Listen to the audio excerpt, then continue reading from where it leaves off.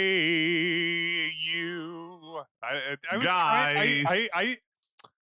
I don't know where I was going with that. Like my brain was like starting to swerve into it's like, do like a Hey Jude parody. And then it was like, but is it like a parody?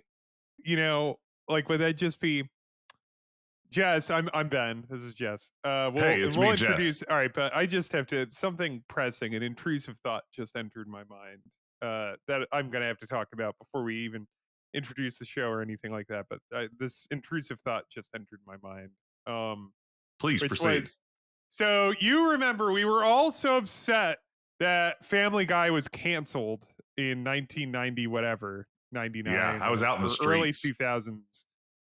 We were all so upset. Did you watch it? Were you excited about it? Like, did you watch the first, like, what, 3 seasons, 2 or 3 seasons of Family Guy before it came back forever? I believe I watched the first episode and said, "This is not for me," Ah, and have okay. not watched it since. Oh, all right. Well, okay. So, all right. I'll just have to tell this tale to the adoring listeners, which is that so that came out. I remember watching in the basement with It Used to Be Just Steve, a fiction, a once yearly cameo appearance on my Twitch stream. We wore out the Family Guy DVDs. We would watch them and rewatch them. It was so sad. It was so sad. They took Family Guy away from us, those criminals. And then they announced it was coming back. I was just like, this is the most exciting thing that's ever happened in my life. They're bringing back a show. I think I was a freshman or a sophomore in college, and they were having a live reading of an episode of Family Guy at Town Hall Theater in New York City right before the premiere. And they're going to read one of their old classic episodes live, the full cast, and then play the premiere. Uh, so they read the episode out loud, which was kind of fun to watch. It was kind of fun. And Table then they reads are always fun. and then I play that they played the episode, and you want to know what? I just sat there and I was like, this isn't that funny. Oh no! Oh And no! that was that. But the reason why that became an intrusive thought that I must swerve the beginning of this podcast from is that the first episode or one of the first episodes of like when they brought it back has like an extended recreation of a scene from Airplane, a thing that's a comedy. Yes. And they got the music from Airplane, the theme from Airplane. They played it and they just do a scene from Airplane. And it's like that's not a joke. Also, it's not like even a funny reference if you're just doing something from a comedy. I don't know. I mean, if I go out there and I just steal like a Tot 10 from Daniel Tosh and I'm like just cracking up all my friends with his comedy, am I not telling jokes? Am I Well, not parodying the well, that I think this is, but we're supposed to the laugh of recognition of it's ah like that's from Airplane. That's just theft. well no, I This mean, is the joy. Like unless you're like now, unless you say to your friends, which this would be interesting to do. Like you go up to your friends and say like, "Hey, I'm gonna drop 10 minutes of Daniel Tosh on you," and they're like, "Oh hell yeah, I love your witty takes on Daniel Tosh," and it's just mhm. you. They can't get enough. I mean, you say this jokingly, but when I come out and I'm just like, "Hey, would you listen to me say something that a comedian said earlier, like a few years ago on his comedy special? If I just said that at you for a few minutes," and people are like, "Yes, please. That sounds like a free ticket to a comedy show." Yeah, perfect. Jess Point Tosh. All right. Anyway, folks, this is Quest. The Clearly, adventure game podcast where we talk about Family Guy and Daniel Tosh. Uh, two I'm timely hot references too. yeah, Never been hotter, either one of them. yeah. They're very everyone's well. At least Family Guy is still in the air. But anyway, we are a long time adventure game, point and click adventure game guys. We also both stream them. You can watch me on Twitch PS underscore Garrick, Garak, and And you Jess. can watch me on Twitch at Decaf Jedi. Yeah, that one's easier. You know, the thing is that Garrick can go a couple different ways. You might think it's Garek. I didn't think about that. But unless they're, a Star Trek fan out there. Anyway, Jess, what have you been playing lately? What have you played anything interesting lately? Have you just Have been I? staring at a wall? I'm just staring at a wall, man. It's getting rough. I mean, I'll tell you what. I'm playing with fire. I'm playing with fire right now, Ben. Okay. Well, And you that's know this already. that's terrible to play with. That's the only game I have. That's I've played horrible through to everything play with. else. That's horrible to play with, Jess. I Don't keep play getting, with fire. I keep getting Also, burned. yeah. Also, Jess, we're gonna get in big trouble because kids talk about old references. Kids are going to listen to this podcast. The massive audience of children that love point and click adventure games, and they're going to run home and start playing with fire because they want to be like their hero Jess. Now, Ben, can you check with our legal team to see if it's cool if I say kids go eat Tide Pods?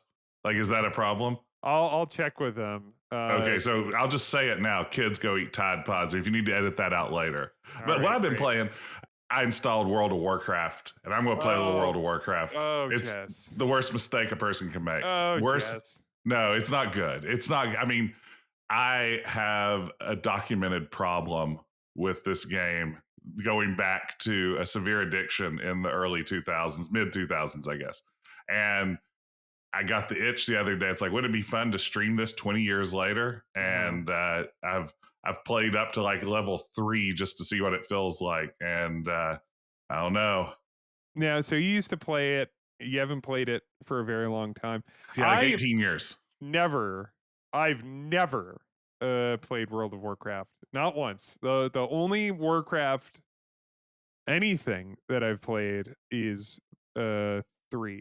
That's it. That's Wow. all I've played. I didn't even play 2 or 1. And all I associate World of Warcraft with, returning to my college years, is that was like there was like kind of like a group of people where you'd walk down dorm halls and you would just see like someone that you never saw, just like you only saw like the back of their head, and they're hunched over, like leaned over, posture over their keyboard and mouse. That's going to be me while teaching my own classes in a couple of weeks. Like, students are going to be asking me questions. I'm going to be holding up a finger while I'm running the mouse with the other one. It's like, I'll get to you in a minute. I'm in a raid right now. Yeah, this is going to go all downhill quickly. This may be the last episode we record. Yeah, yeah. Well, this could become a WoW podcast, but you would have to find someone else, or you could just do it a solo pod. Yeah, or I can just tell you SP. about WoW for an hour every week. It's like, you won't believe what I did in WoW. What's funny about WoW is that also it's like I have a lot of knowledge of WoW from like kind of its peak era of popularity, where like in the same way that I know a lot about Marvel, even though I don't read comic books and I've only seen like a couple of the movies, but I know everything because I exist and I have friends.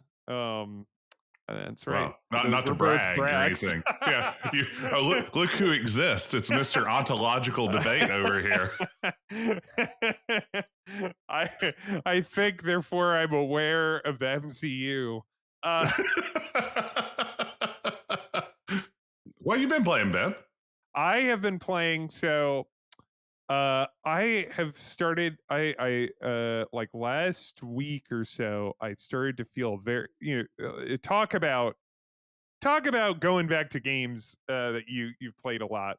I started to feel the itch of a game that I very much enjoy and that I like to go back to. And I hadn't played the classic in a long time. So I've been playing Roller Coaster Tycoon, Oh, but I've been doing Open RCT 2, which is So you get Roller Coaster Tycoon 2, and then you could also have an install of 1 if you want to port over stuff from Roller Coaster Tycoon 1, which of course Gotcha. I do and I did. And it is like kind of a like somebody made like an open source port, which like you can like it runs at a way high resolution and you could put in plugins and like there's all sorts of like you can do all sorts of additional stuff in it. um and I'm not really messing around too much with that, though there is a thing that a plugin I installed that I've been tootling with, and I don't know if I'm going to keep it because it feels like cheating, because it is cheating. Um, which is to say, there's a plugin on OpenRCT2 which y- there's a website, and I wasn't aware of this until I started to play this, which makes like that is a calculator for you punch in what type of ride it is, and you punch in some other information, how old it is, etc., and it will tell you the optimal price to Ooh. price the tickets for that ride. And there's a plugin that just has that math in it, and it much like our future AI grocery shelves, uh it automatically every day resets the prices for every single ride based off of like demand, age, like all of the different like statistics of a roller coaster, all of that. So you just turn that on, no one ever complains about price. It gets them all the way up to the maximum amount that they will pay for any ride without whining about it.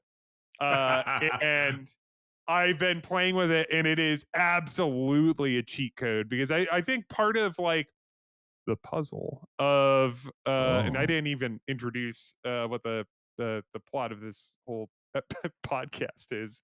Um, but the like I think part of the management of Roller Coaster Tycoon is trying to massage and figure out how much Yeah.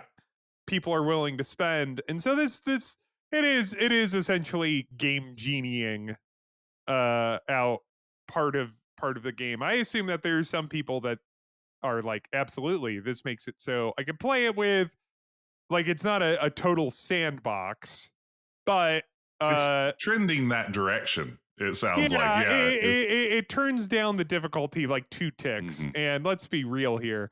Roller Coaster Tycoon is not a difficult game. It's the Dark Souls of theme park management Yeah, games. like I and I dusted this off because I played a lot of Parkitect, which is like the indie version of that type of Roller Coaster Tycoon game, and it's very very good. But I just needed a hit of the original. I just needed to hear those original sound effects, and I needed to see those original graphics. Just sometimes, just need to see them like You that. just gotta see them. You gotta see them. Anyway, so Man, today, yeah, oh please, before we move on, can I yeah, just yeah, say, because I don't know when we'll right, get to talk about Roller Coaster Tycoon again. right. How crazy is it that there's a game coming out next year that is a Mars Attacks themed theme park sim Well, called I mean, Mars we might end Attracts? up. One of us might be playing that. But That's the it, wildest thing I've ever heard of. And we it's don't have to go down very this rabbit hole. But we're yeah, it's a one tiny little side quest in a podcast where I talked about Family Guy for 20 minutes before we even introduced each other.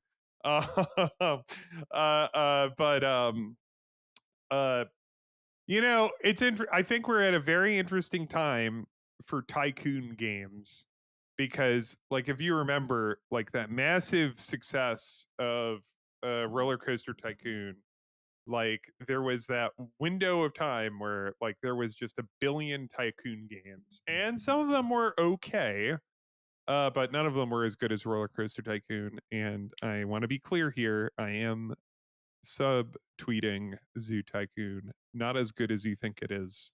Not wow, that shots great. fired. All right, Jess, would you like to take us into today's topic?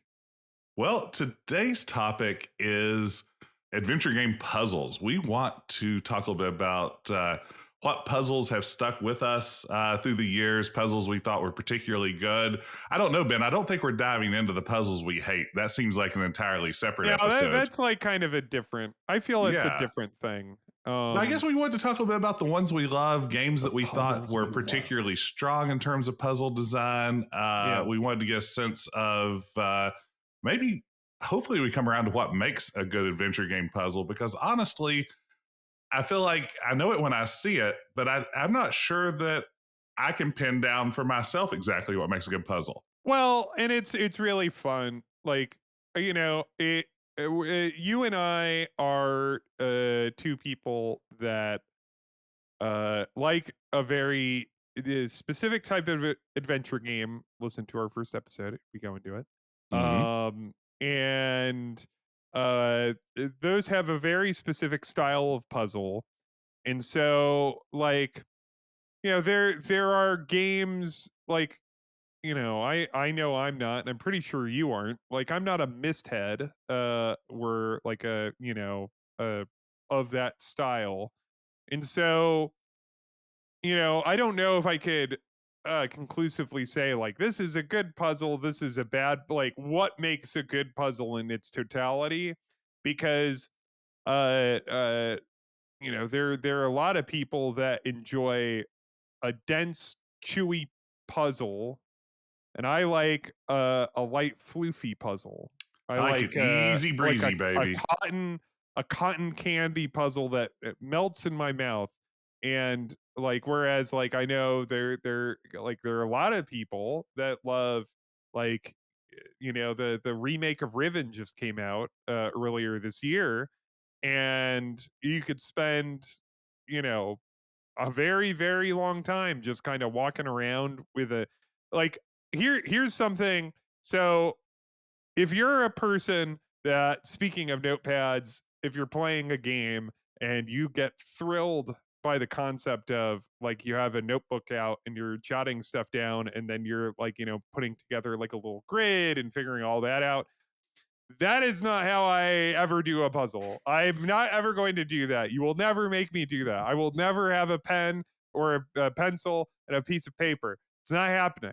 Ben, I'm really glad you bring this up because I have to admit, I'm not either. Like, that's not me. That's not how I play games. I will be completely honest. I really wish it was me. Like, I see people who play like Oh, that. I dream of that. I I dream of wish I that. could be that dedicated and focused and systematic. Like, shout out to a streamer who I love, Robot Spacer, who plays a lot of adventure games, who sometimes even has like a second camera focused on the notes that are being taken, on maps that are being drawn and everything. Like, very meticulous and just very organized in the approach to this. I look at it and be Yeah. like, I wish that could be me. I wish I could be this good at thinking about stuff. Yeah, I'm not. I've I'm not. a degree in the humanities. It's just not how I've ever done anything.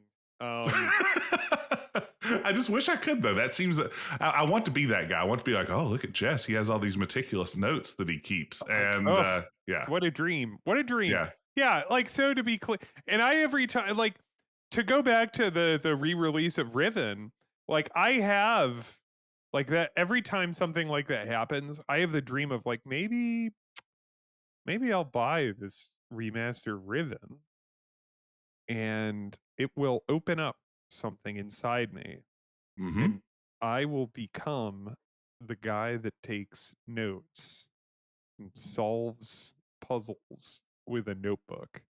And then I'm like, I I I know myself. Yeah. I've been alive, you know. I've been alive for a while. I'm Yes. aware of what I will do, and that is I will make the attempt for maybe 15 minutes, and then I will stop. Yeah. This is like when I buy a new pair of hiking boots, and I'm like, I think I'll be a person who goes outside now, and I know that's not happening. If I were going to go outside, I would have gone outside by now. There's no chance that a nice Yeah, pair of boots is getting me on the hiking trail. yeah. And same You're just thing, yeah. like you're like, well, surely I spent all this money, so that's like going to guilt me into doing it. Mhm. That's just not how that works. No, I'm shameless. It turns out, yeah, that doesn't bother me, and I start to resent myself for even the suggestion that I Yeah. would be that obsessed with money. How dare I? Well, all right. So with all those provisos out of the way, Jess, you said when we were discussing earlier that you have like you've broken it up into types of puzzles. I'm intrigued. I'm Yes, intrigued by this. and then you gave me a hard And you time. didn't share any of the notes. So Yeah. You said I was like preparing for this like it was a classroom lecture, that's and I not realized you're me giving exactly you a right. hard time. That's just me saying facts. Yeah, it's the only way I can think. Yeah, well, you're like, yeah, you teach classes. Like, Yeah. yeah, that makes sense. Like, that wasn't me putting you down. Well, let me drop some knowledge on you, Ben. Right. Take notes, or I guess you said you don't do that, so never No, mind. no, sir. Just forget that. So I was thinking, like, what are the kinds of puzzles that are out there? What is a typology of adventure game puzzles if we had to break this down? And I kind of came up with let's see how many categories I have here. One, two, three, four, five. I have five categories I came up with, and help me figure out what I'm missing here as we break this down. Okay. And you could always email us at questquestpodcast@gmail.com if there are other categories that you think of. Okay. Yeah, but don't Continue. at Ben. I But think don't that at part. me. You Yeah, can that part's only at our email and never criticism of me. that's right. I'll take criticism because I'm confident, and that's not going to break me down. But that's beside the point. Uh-huh. I would wither. I would wither and Yeah. die. Uh-huh. Okay. My first category, puzzles that involve object interaction. I think this is like the classic Like inventory like an puzzle. inventory. Okay. Yeah. You click an inventory item on something in the world or on another inventory item, and that solves it. For me, that's like the bread and butter of an adventure game. So, what in my little list here of good puzzles, I have a couple that would fit in there. What would you say is a good example of like what's one of your favorite inventory puzzles? You mash a Oh, thing on man. another thing. A really good inventory puzzle. And what's bad is I immediately thought of like the worst one. Like I thought of Throw Bridle on Snake from King's Quest 2. That just Sure, like right. nonsensical But you moon solved logic. that without hints, so you figured it out. Yes, I mean that's true. What is a good How one? I did mean, you what's like? solve that? How did young Jess figure out to throw a bridle on a snake? Are you ready for a pro tip? Are you ready for Just the do secret everything? to my? No, no, even better. I metagamed it. Here's how I did this, Ben. Okay. My copy of King's Quest 2 Oh, wait, I think you've said this. was a I think I've heard this. gatefold cover. It opens up with a Right? bunch of Yeah, yeah, screenshots of the yeah. game, Oh, that and was so cool. I the remember screen that no, box. the screenshot of that scene showed a Pegasus Yeah. standing there Okay. instead of the snake. So I was I like, would do this all the time. yeah, I looked at it and I was like, okay, so there must be a way to make a Pegasus appear on this screen. After all, video game designers hadn't learned how to lie to us with screenshots yet at the time. So I was like, that's going to happen. So it only made sense at that point to try throwing the bridle on. So I just metagamed. If I had pirated that, I would have never seen that screenshot and I would have never finished that puzzle. But again, Okay. that's using an inventory item on on something in the world. That's an object interaction puzzle. That's the bread and butter of the genre, I would say. I Uh, like there are do you want to run through all the different types or do you want to fill in our favorites here? Either way, hit me with one if you got one. One of mine is uh I I like there are a couple good object interaction puzzles I really like. One of them is I love one of my favorite puzzles that I think about all the time uh is from the final Zork game, not counting Ooh. like the um MMORPG they attempted. But from Zork Grand Inquisitor, uh there's a puzzle where you over the course of the game there are little segments where you possess like a different character. Okay. Like so you like think there's like two or three different characters that you can become for like these short little vignettes. And one of them is that you become like the stupid caveman. and you go and you have to get like some sort of important artifact because it's a Zork game, so you have to get like some sort of important artifact. And you're this caveman, and this important artifact is hidden like under like a glass, like this, like it's hidden under glass, and you can't tug it out. And sitting in front of it is a seventh guest style chessboard. And like if you click on the chessboard, the caveman just moves one of the chess pieces back and forth and then just comments to himself how how smart he is and how he's solving this and he's doing a great job. And so he's doing that and he's just kind of moving it back and forth, and then eventually you have in your inventory the caveman's club, and you can just smash the chessboard, and then the little glass case opens up and you get the inventory item. And it was That's just like, very oh, good. that's very funny.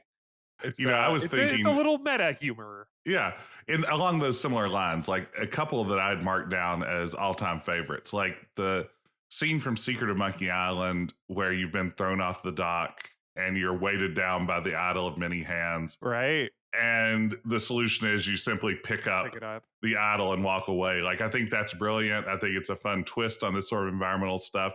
Did that I take you a like while the first time? it did. Like, I definitely tried to pick up every sharp object that's Yeah. there. I mean, the joke completely played like I imagine Ron Gilbert and the rest of the team wanted it to Right. for me. Like, I did all the things that you were supposed to do Yep. before I had the aha moment. It was, yeah, it worked. Another one that I think maybe not quite as successful, but I like for similar reasons. The magic marker at the end of Leisure Suit Larry 3, when you're trapped in the cage with Passionate Patty, and the only item in your inventory is a magic marker. And when you Mhm. use it, you just draw a magical door that transports you to the world of the Sierra backlot, which I kind of like the complete ridiculousness Just of a that. real like, It's literally a magical marker, and Is there any again, indication? Is there any hint? Does the just game clue you to this at all? nope. The only thing is, it's literally the only item you're going to have in your inventory. I see. So it's sort of you figure it You must do kinda duck something. amuck your way out. Yeah, that's it's you exactly. You duck and muck your way out. So Great. object interaction, yeah, that's classic Okay. stuff. Okay. Good. Category two, Alright. environmental puzzle.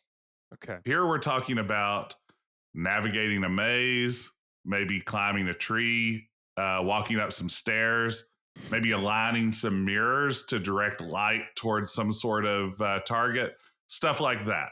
Right. Hmm. I have a couple but I wouldn't call these environmental, so I'll hold on to those. Trying to think. Like obviously a maze is a yeah, that fits in there and those stink. Yeah, that's not a good puzzle. Yeah, I don't know that I love a lot of these puzzles. Yeah, I mean, I just finished playing Manhunter, the Manhunter New York, and Uh-huh. it's got plenty of mazes and stuff. It's like, yeah, I guess I'm puzzling while I'm doing those, but I wouldn't say I'm having fun doing it. To me, it is like my least. Well, I say that there may be a category I like even less, but it's one of my least favorite kinds of puzzles to encounter in most cases. Is I'm the trying Yeah, I'm trying to think if there's like a good there like because like mazes are one of the obvious and transparent bids to like just kind of eat up time because Yeah, all you could do is just trial and error. And they also expect you to either just kind of wander around or take notes, which big no no. yeah. So it's like in Zach McCracken, a game Ugh, that has many mazes. ugh.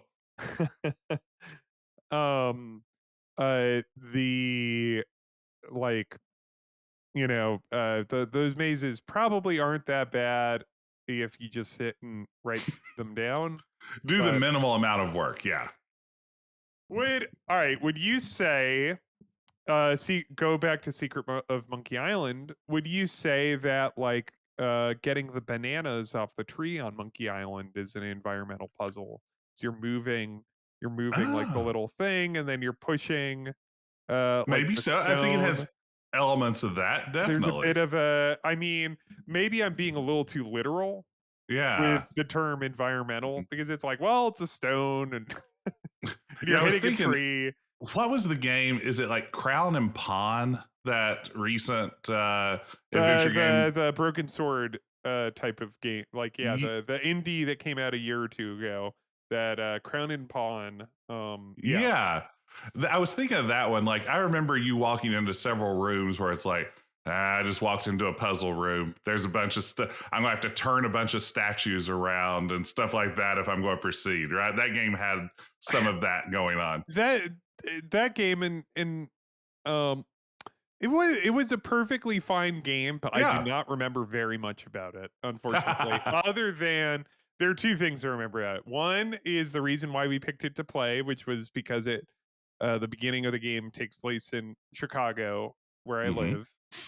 So it's like, wow, they get to see the bean. I remember Uh the bean. It was great. the second thing I remember is that the final scene of the game is obviously a puzzle scene that they didn't have time to implement, which is something that someone later like pointed out on the Discord, like found an interview with the people and said like, yeah, it's a puzzle we didn't implement because It's not there's an a accident. final in the final, like I think they ran out of time or something. In the final scene where you have your final confrontation with the bad guy, like you're in a room and it looks like kind of chessboardy, and it's just kind of like, like I obviously have like three jumps or hmm whatever, and like some of these are wobbly, and it's kind of like Indiana Jones and the Last Crusade, speaking of environmental puzzles, because that Yes. has a couple that are obviously inspired by the movie, like all of the Grail quest, like the three Grail challenges. Yeah, very much environmental style puzzles. Yeah, that fits into this category really neatly. Yeah. You know, one other I Anyway, thought of yeah. that just occurred to me. This is one of my all-time favorites, and I think it fits into this category well. Um, in Space Quest 3, when you dispose of Arnoid on Fleabot by causing him to walk under the Yeah, yeah. pods on the ceiling of the overhang there that, like, The you know, the the gobble him plant, up. yeah, Yeah, the plant things. follows him. That's very much an environmental puzzle. You aren't having to use any inventory. It's simply how you steer Roger and how you guide him to where he needs to be. And then it becomes an object puzzle because you use the ORAD on a stick to grab his invisibility belt safely. So, yeah, I think it fits into that environmental thing. So Yeah. good. Yeah. Here's my third type. And this may be my least favorite of the bunch. I have it listed here as a puzzle. This is when you just Mhm. drop a puzzle that exists in the real world Right. directly Right. into your Yeah, adventure yeah, game. yeah. This is a sliding tile. This Mhm. is this is a Towers of Hanoi. Yeah. This Man, is throwing nine men's Morris into your game. man. Nine Man's Morris, I can It's accept I don't hate on because nine that's men's like Morris. they just added like a little board game challenge, Yeah, which was commonplace in Sierra games up yeah, to that point. and it's Um, fun. It's fun history stuff. yeah, like whereas like Towers of Hanoi is in so many fucking games. Yeah, the one I thought of immediately was Kyrandia 2, but Oh, that's just scratching the surface. I mean, there's so oh. many. It's in Zork Zero. Speaking of Zork, Zork Zero has a towers. I think they call it Mhm. like Towers of Frobos, or they Yeah, call it of course. some kind of Zorky thing. They zork it up. I mean, you know, the lesser Zorks all have like the stock puzzles because Return to Zork has a truly terrible mosaic puzzle that's Mhm. just miserable, just dire. Yeah. That has an Yeah. awful uh like mosaic. Yeah. And you see, this is where I betray the fact that I'm not a missed head either, because in my head, Myst is just a game that's all these things. Like everything becomes a No, logic-y. that's a That is totally a That's different type of that's puzzle. wrong. Yeah, you see, That's I don't have a good totally a category. different type of puzzle. I don't Be- have that category down, which is where I think I'm I- missing something. Missed puzzles, best that I could tell, are environmental. And I like in the sense that like you observe clues from like you piece together this world, this surrealistic uh place that will become your world, and then deduce what you're going to do. uh yeah, I don't know. Like, I don't know if those are like, but Mist is not like bolting existing because it's like what you're saying is um, like Professor Layton. Have you ever played any of the Professor Layton games? I'm Because those are familiar with them. actually a lot of fun. Yeah. Uh, but like Professor Layton, if you are unfamiliar, or like if you're listening and you're unfamiliar, that is like this series of games. I think they started on the DS. Where you like there's kind of a like a little bit of a very cute narrative where you and like this little boy that you solve mysteries with like go from place to place. And it has like a little bit of the veneer of like a visual novel type of adventure Mm-hmm. game, but it's just that you walk into various situations and then someone's like, hey, I have this for you, and it's like they're like then it's there's a wolf and a sheep and a bale of hay, and you have to get them across the river, like that puzzle. Yeah. Yeah. And then Yeah. it's like, or riddles, or like Oh, riddles go in this category. how can Riddles you definitely. move like matchsticks in a certain Yes. way or something like that. And One like person only tells the truth and the other only tells lies. and like the thing is that because Professor Layton, like, and those aren't like, it's just that you click on or tap because you're playing on a DS, like you tap it and it just drops you into like a puzzle window, and it has its own different like UI, and you're in a different place, and it's just like you are now solving a puzzle. And that I am less irritated by because that's just what the game is. Yeah, Like it's like it doesn't if make any secret of it. It's not been yeah, like a regular adventure game up to that point, and then it's like, here's Towers of Hanoi. Surprise. right.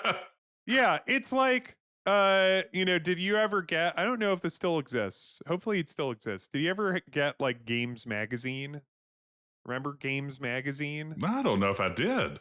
Games Magazine It sounds like was it'd be relevant to my interests. yeah, yeah. Games I love games. Magazine, which hopefully I don't know if it's still going, but like it was this magazine that would have like it would just be cover to cover. It was all like newsprint pages, and they were all just like little puzzles, and there would be like their variation of a crossword puzzle, and like little chess puzzles and little like other like riddles and stuff, and Mm-hmm. it was just like a big magazine full of that. And I think they also reviewed board games and some Yeah. other stuff. It was pretty neat, and hopefully Mm-hmm. it's still neat. But Games Magazine, I Hmm. like that's what Professor Layton is Yeah. it's just a whole. But I mean, even not Games Magazine, I'm sure you're familiar with like just a book that's just I've seen those. Yes. like doctors. You've seen books. I've seen books. I mean, I'm Yes. looking at your bookcase right now. We have our It's empty. cameras It's on, bare. but it's It's completely completely bare. empty. So maybe you haven't I, seen a book. I don't read books anymore. I've done enough of that. I've reached my limit. Ben, can I speak to you privately for a second? Yeah, sure, Readers, go for I'm it. sorry, readers, listeners, just skip ahead about 45 seconds. Okay. Ben, we should make a video game Mhm. where there's one of these puzzles in it, only it is like an adventure game set somewhere in the rural parts of America. And the game we put in is that little golf tee pyramid game that they have at Cracker Barrel where you have to jump the golf tees Oh over each other yeah, and make those. somebody solve that for an adventure game. You see, I think those are in the Leighton. I think those little peg Oh, joking dang, they things. are? My Okay, my well, never my mind. favorite thing about those ones at the Cracker Uh-huh. Barrel And listeners, if is you're coming back, skip ahead another yeah, yeah, 45 yeah. Oh, seconds. yeah, keep going. Sorry, yeah. My favorite one about those ones at the Cracker Barrel, those little peg puzzles, the little Mhm. wooden peg puzzles, is on the bottom where Yeah. it has like the like the Firaxis or Microprose style. Like if you scored this, this is what you Yes, have. yes, yes, yes. I think I know where Those you're are my going on this. favorite. Like it's like if you are left with like 5 pegs, you are a dunce. I like the ones that Like use the 1 peg phrase left, you're a genius. "idjit." Like, if you have 5 or more left, you're an idjit. Idjit's a great word. Okay. All Are right. we ready to get back to the Yeah, podcast? we're back. Okay. All right. Hey, listeners, welcome back. If you listen to any of that, shame on you. We asked you to skip ahead, but But yeah, I think like going back to like I I think an important thing about puzzles talking about like with Professor Layton and then you talk about like Hyrandia 2. Like if I saw a Towers of Hanoi in a Professor Layton game, which is possible. It might mhm. be I haven't played all of them. But if I saw one, I would like kind of roll my eyes and then I'd be like, well, that's what this game is. But it's like It's fair and dinkum. yeah, and Is that what they say? Is that a phrase? no. Uh I just said yes because I was mid a point and I didn't hear what you were saying. Okay. I still don't know what you said. Fair dinkum. It's, I think, Australian slang to confirm, Google says, the genuineness of something. So, All yes, right. please continue.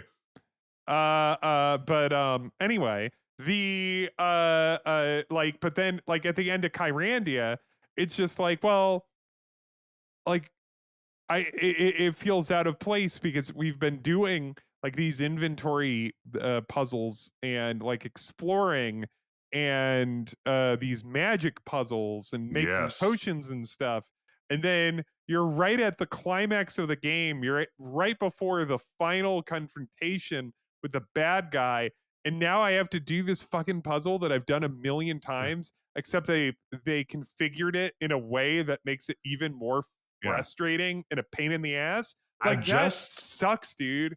I just want to fight the hamburger helper guy. Just let me go fight the hamburger helper guy and be done with this. It's not necessary.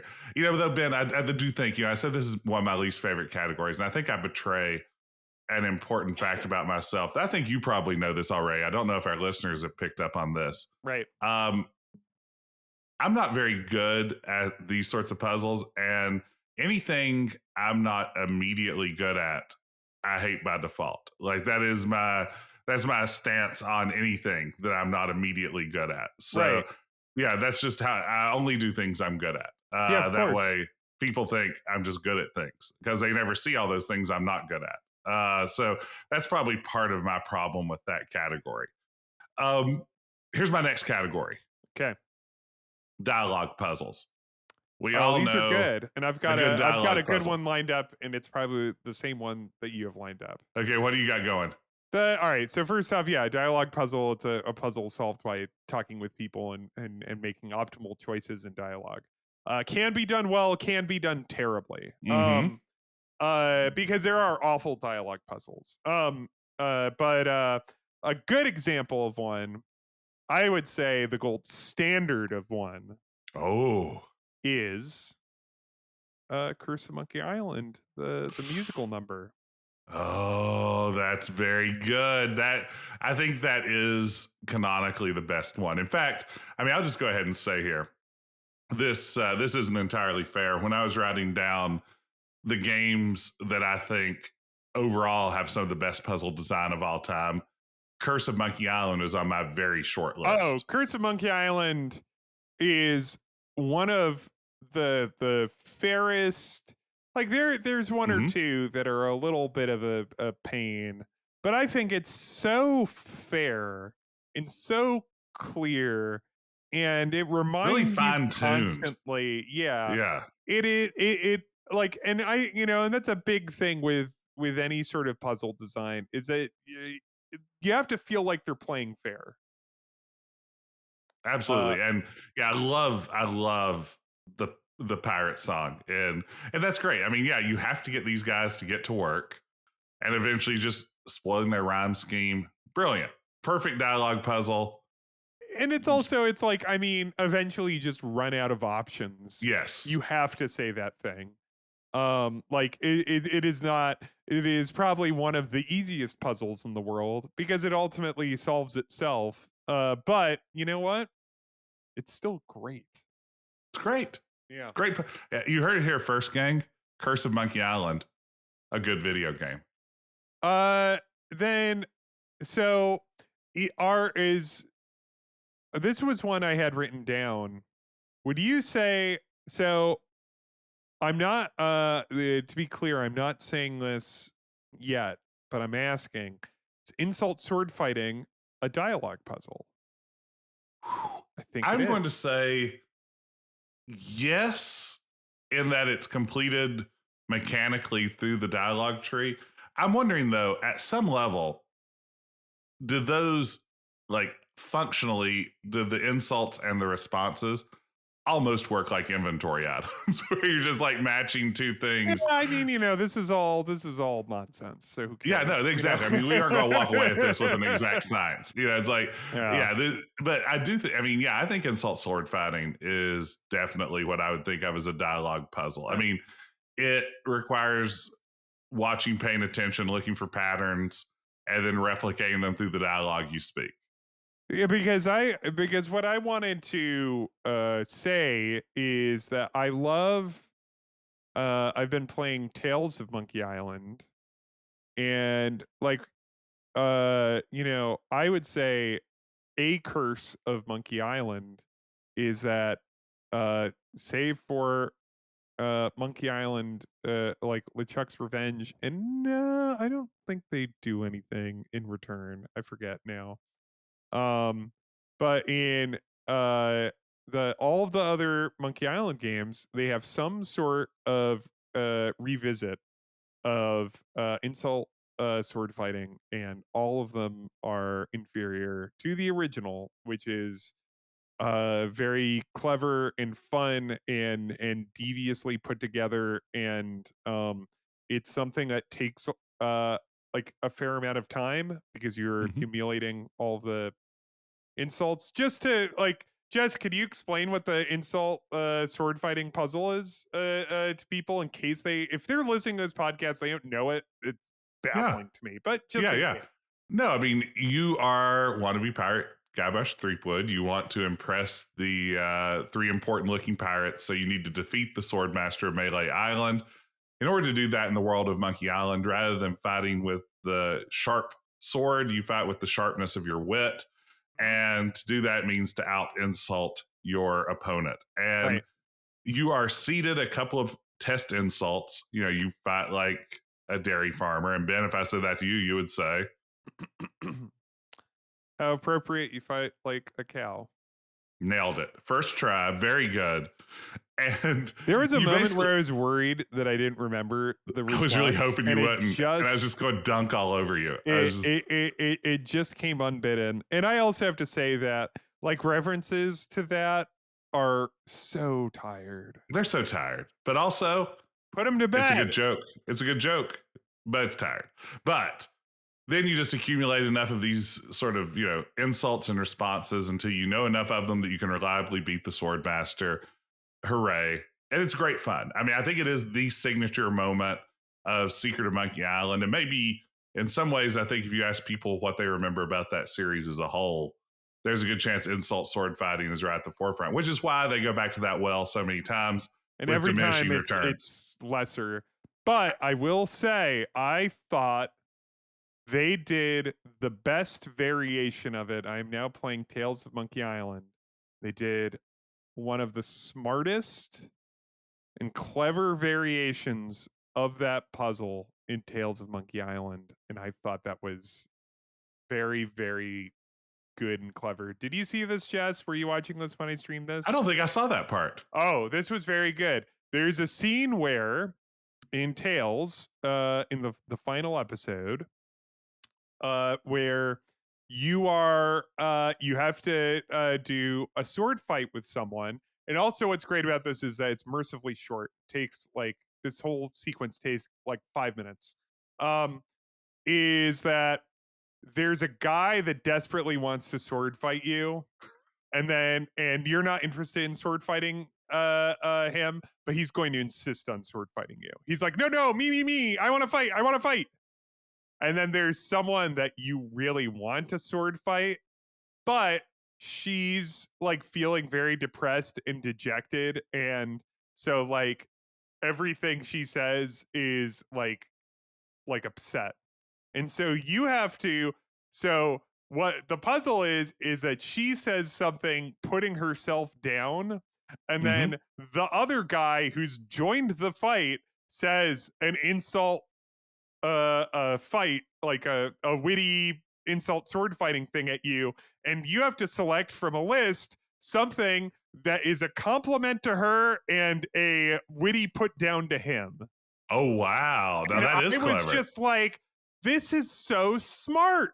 And it's also short, which, by the way, let's, again, I think the length is perfect in Secret of Monkey Island and every other game, especially in Curse. Sorry, a game that I love that we were just singing praises of way too long. Anyway, um, but like, I was just like, wow, they did a clever, and that was like, and that's why I had this down as like a really clever dialogue puzzle, because it really made me think of, it's like, so I have to say something that like I have to double entendre. I have to select 3 double entendres in a row in order to solve this puzzle. And I thought that was just, and I loved it because it really made, like, you had to parse, like there was no collection of responses, so you just are given a list. And so you just have to like pick through the list and try to figure out what a good response to both of those statements, Oh, that that's serves perfect. both of those. And I was just like, this is so smart. I mean, that's a thing I like. I love when I solve a puzzle and I feel like smart. Yeah. And then I also love when I like I'm doing a puzzle and I'm like, this is like, because as we're saying, a lot of these puzzles all like kind of like fit into boxes.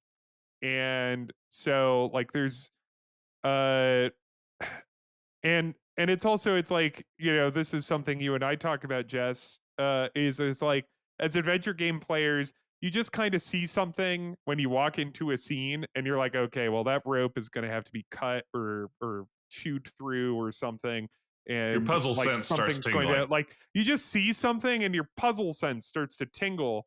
And so it's like, you're like, well, I'm playing a game, and if you play enough of this genre's games enough, you like, it's possible for you to just walk into each scene and break it into its component parts and just be like, okay, there's like these 3 characters and there's these inventory items, and I'm gonna have to look at these 4 things, and they might have 2 or 3 clues, and then that clue will lead me to this thing, and this will lead me to this thing, and I pull out my notebook and I write all of it down studiously. That's right. I mean, when you're in that flow, that's when an adventure game is at its best, right? When you see, even if you don't know the solution yet, when you see the progression of where this series of puzzles is actually taking you, and you can kind of anticipate the direction you're going in. And then it's just a matter of what steps do I need to take to get from what I see needs to eventually be done and where I'm at right now. Like for me, that's when an adventure game is at its best. Like adventure games, I hate the moment where I'm just like, okay, now what in the world do I do? And when it's flowing like that, that's where it's good. Mm-hmm. Yeah. Before we leave dialogue puzzles, I want Yeah, to yeah, you hadn't said I want one to yet. put a request out there to adventure game developers. Are you listening, adventure game developers? Yeah, Okay, thank you. It's good to know. We have a small audience of adventure game developers who attend all of our recording sessions. So yeah, uh, there they are. That's them in the background. Hey, how's it going? good, Would you like another tea biscuit? sure. All right. Well, there's some more. There's some more on the end table. Thank you. There we go. So, adventure game developers, assembled adventure game developers, Mm-hmm. don't ever make. Sorry. Let me. Adventure Yeah. game developers. Yes. Okay, we need to take this seriously. Adventure game developers, Okay. All right, I'll stop. please, please never make me choose the same dialogue choice two or three times to actually solve your dialogue puzzle. Don't make me just like have Guybrush say please three times, and then that's the solution to the puzzle when the first time didn't work. Yeah, that's one of the challenges of designing a good dialogue puzzle is that it's kind of like a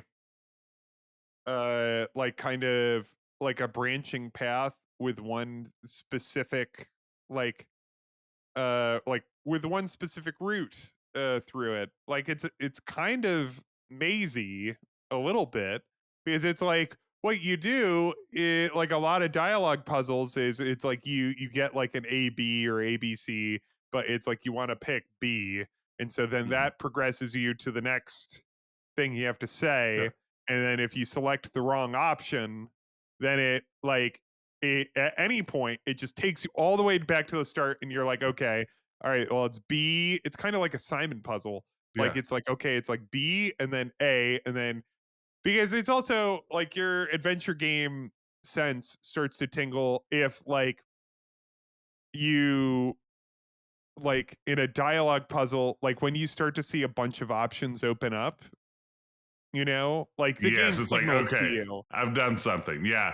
I mean, yeah, absolutely. I mean, at the end of the day, a dialogue puzzle is basically just a gamified flowchart at some level. And Yeah. yeah, when you see those new options open up, it's like, okay, now I've done. I like the idea of thinking of like a Simon puzzle too. I was just playing uh Telltale Sam and Max, The Devil's Playhouse, and I was on episode 3. They stole Max's brain, which at the Hmm. beginning of the game has some like almost LA noir style interrogations of some of the characters where Sam's like a hard boiled detective and he's really like, turning the screws on these people.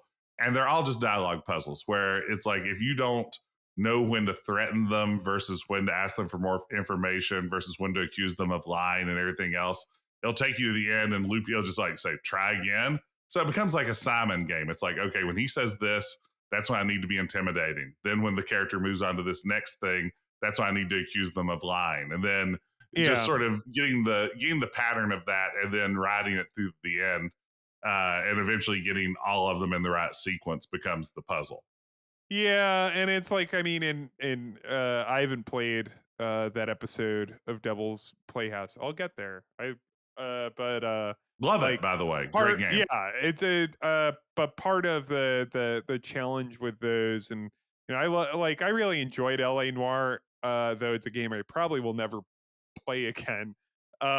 Is it's like it does require like it does like assume a fair amount of the player like kind of reading in, or like especially in a game like Sam and Max where it's like funny, and so then like it kind of becomes hard to parse between like, well, is this a joke or is this a hint, anyway. Yeah, absolutely. No, that's good though. Yeah, dialogue puzzles. We know them, we love them.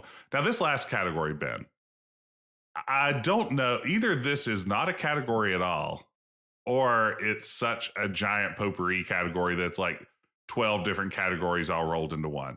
Sure. In my notes, what I called it is an observation based puzzle.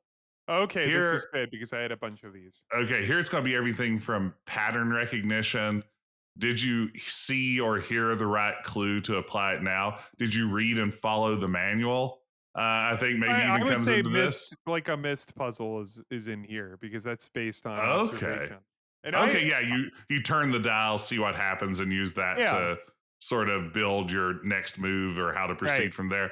Yeah, I was thinking this would include everything from like Manhunter's full of these things. Like you observe your suspects moving around the city, and then you have to go and repeat their actions. And you have to notice that this guy had a funny tattoo that had a weird pattern that may not be relevant for several hours of gameplay down the road. That's what the Like a lot notebook's of for. it's yeah, a lot of it's just like are you paying attention and are you paying attention closely?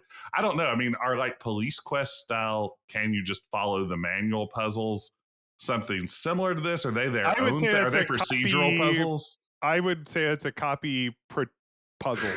Yeah. At the end of the day, yeah. Like the steps of logic in King's Quest 6. Like that's a copy per puzzle. Yeah.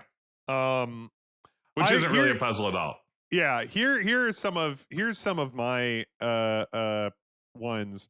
I note I put these down as like kind of search and I wrote in shorthand like search and deduce. Yeah, I like that. And I would say I don't have one in particular. Like there were a lot of aha moments when I played this, but like detective games that really have you become a detective Mhm. are very like Yeah. kind of search and deduce. So one of the best and I would say one of my favorite games made this century is Hypnospace Outlaw, and that's Ah, a search yes. and deduce game because that's a Absolutely. game like for context that is a game where you are a content moderator in 1999 GeoCities, not like knockoff fantasy world GeoCities, and so a lot of the game is navigating through and you're given assignments to search for things, and a lot of the game is searching through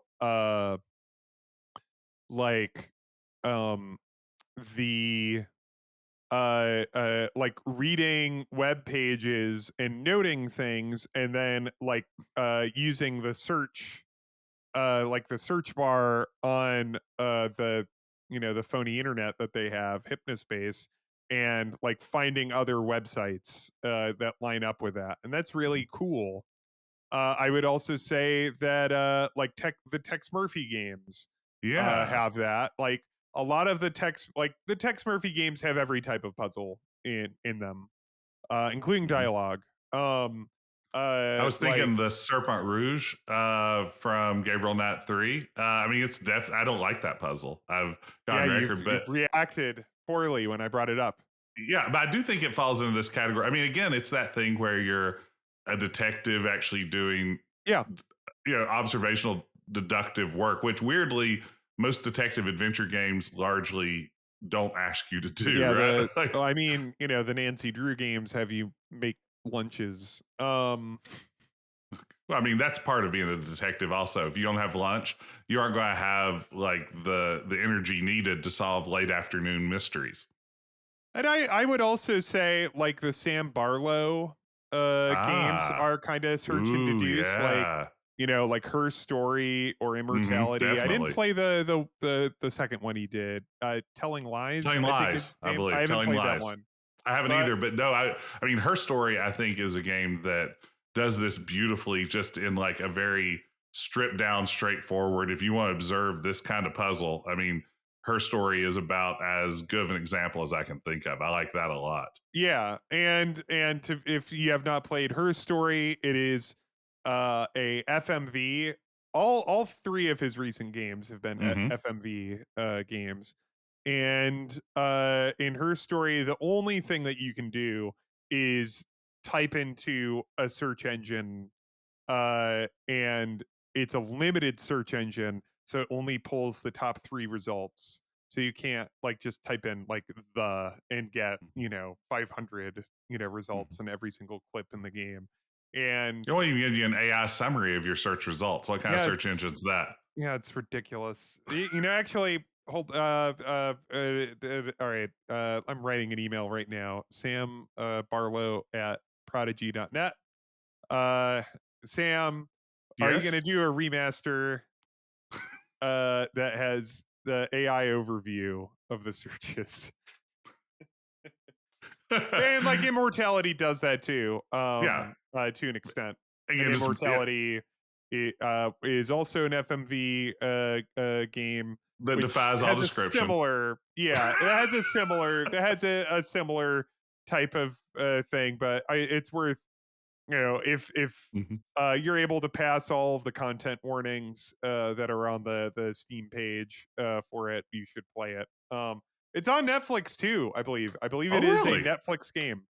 I had no idea. There are a couple Netflix games. So Wow. I don't have I don't have Netflix anymore. Ever since they started to crack, Bandersnatch. ever since they cracked Bandersnatch. down on sharing passwords. For some reason, I don't have Netflix anymore. Weird. Uh, Well, you actually, I mean, you canceled your subscription in yeah, protest of yeah, in that because, solidarity, in yeah, solidarity. no, Yeah. absolutely no. Um, those were my 5 categories. Ben, do you have puzzles on your list that don't fit into any of those? I don't know if they don't fit into this. I would say that uh tell me what you think is what do you think of uh games where, and this kind of ties into what I was talking about, like Her Story and Hypnospace are games with like non-traditional parsers, like extremely different parsers. So not like a Mhm. difference between like a first person mist type and like a third person point and click. But a game like Loom, or a game that offers a a mechanic that is completely different in how, like, in what your verbs are and how you interact in the Ah, world. Like okay. Loom, I mean, you could say a lot, like there's a fair amount of like kind of deduction and observation because you're going around and you're observing and filling in the notebook that you got with the game. Um but all like the only way that you interact with the world is like you can observe things and you can listen to stuff, but like to interact you can only use your staff and cast spells.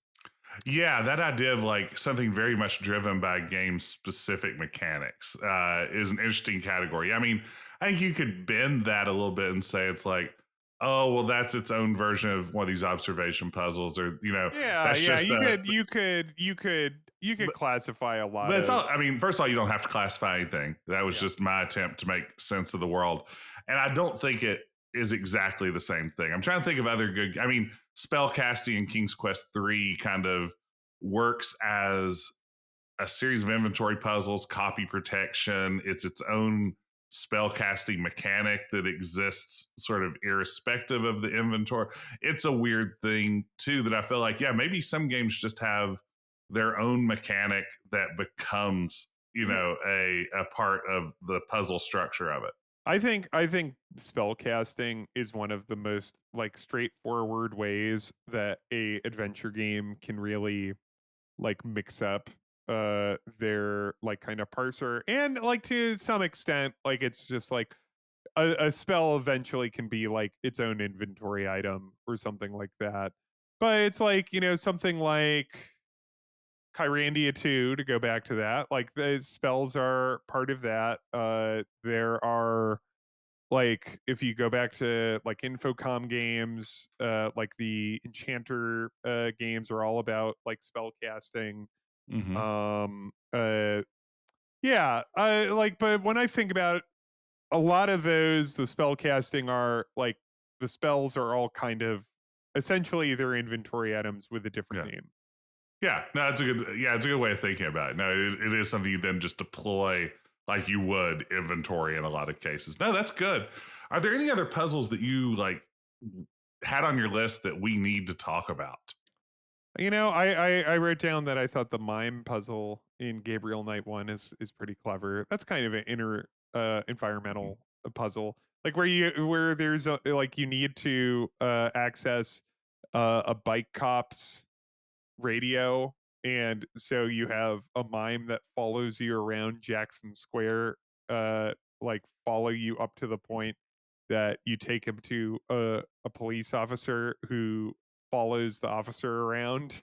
Like, Yes, that's a and great then puzzle. that's Yeah, a fun.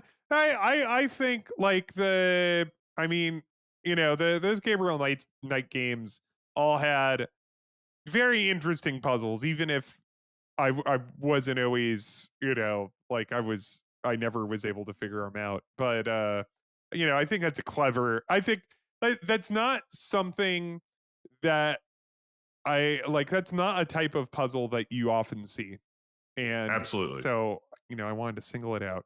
Yeah, Uh, I mean, one that I always think about, like, I was thinking about some of my favorites, and one that I like so much that I've ripped it off in one of my own games at one point. I love the improvised voodoo recipe from Secret of Monkey Island.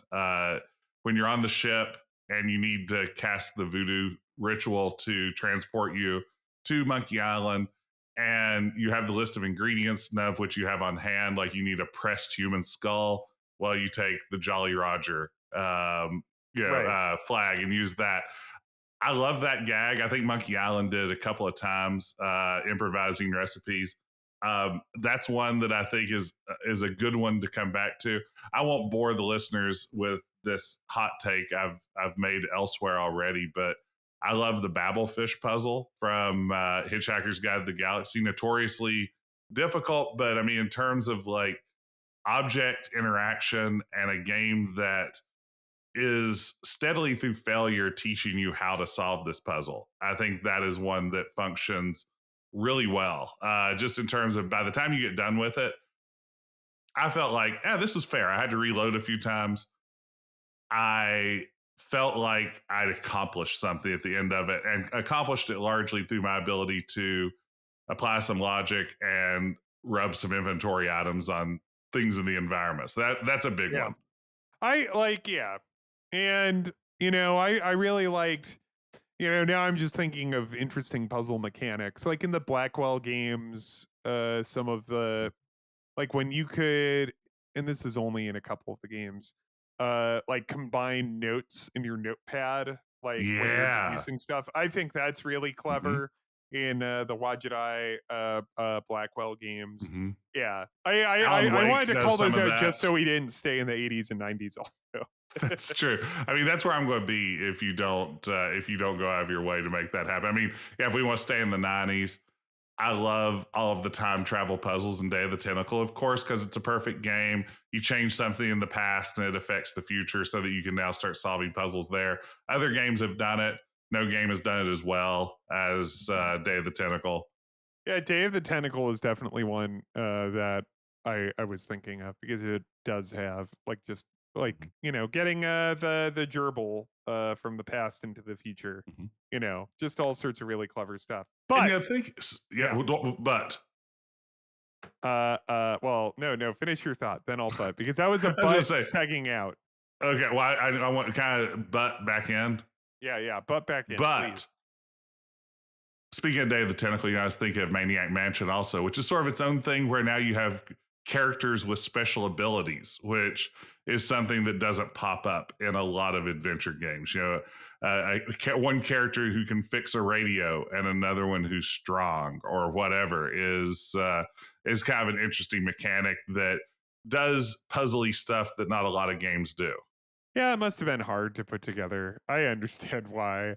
When I think about Maniac Yes. Mansion and I think about it's like, okay, so you have one character that's in every through, and then you could pick two out of a pool of what, five others? Hmm. Somewhere around there.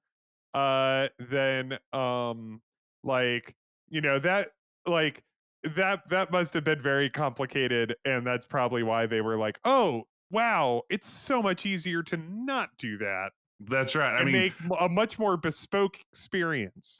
yeah, when I think about like the design challenges of Maniac Mansion, like I start to get a mild headache. I just can't imagine putting that and making sure that there's no combination of kids that can't win the game.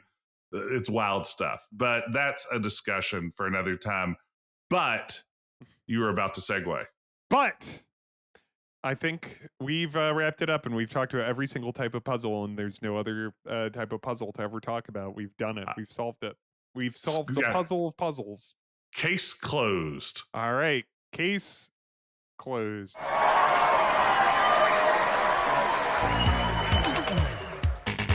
All right. Well, thank you for joining us for Quest. You can always join me on Tuesday nights for Adventure Tuesday on Twitch. PS_Garrick, GARAK. And you can always join me on Wednesday nights for Retro Adventure Wednesday. That's Decaf Jedi on Twitch. Yeah, and we'll be back next week when we talk about the best Guybrush costume in all of Monkey Island. We'll see you there.